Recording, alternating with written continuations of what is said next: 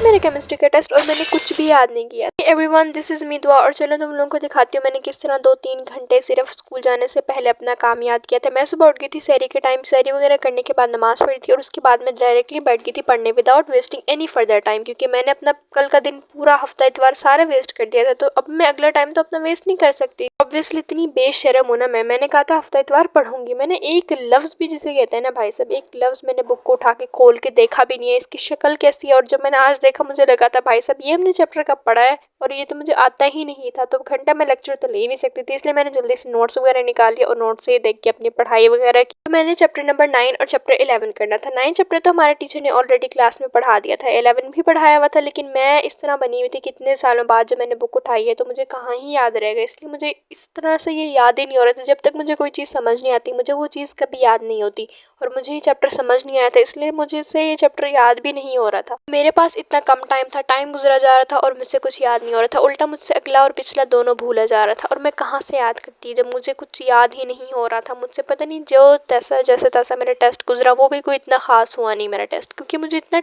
आता नहीं था। मुझे 11 चैप्टर नहीं आता था, बाकी मुझे 9 चैप्टर पूरा आता था सिवाय 11 के। बस मैं हर चीज़ को ऊपर ऊपर से देख रही थी ताकि मेरे दिमाग में बैठ जाए। 6:30 तक मैंने केमिस्ट्री का ये ख़त्म कर लिया था, और उसके बाद मैंने जो नेक्स्ट सब्जेक्ट था वो था बायो, और मैं कमरे में बैठ के कर रही थी क्योंकि हर कोई सो रहा था, कमरे की लाइट्स भी ऑफ थी, सिर्फ लैपटॉप की लाइट से पढ़ रही थी मैं। देखो पढ़ने के लिए मुझे कितनी मुशक्क़त करनी पड़ती है, अगर ये मैंने पहले पढ़ लिया होता ना मुझे आज इतनी मुशक्क़त ना करनी पड़ी होती। के बाद मैंने निकाल लिया था बायो का, और बायो का तकरीबन 7:18 पे मेरा मतलब काम भी खत्म हो गया था, 7:24 तक खत्म हुआ था वैसे तो। खैर उसके बाद मैंने अपना लैपटॉप वगैरह बंद किया, अपने बुक्स वगैरह डाली, और उसके बाद मैं रेडी हो गई स्कूल के लिए क्योंकि मैंने स्कूल जाना था। मिलते हैं नेक्स्ट व्लॉग।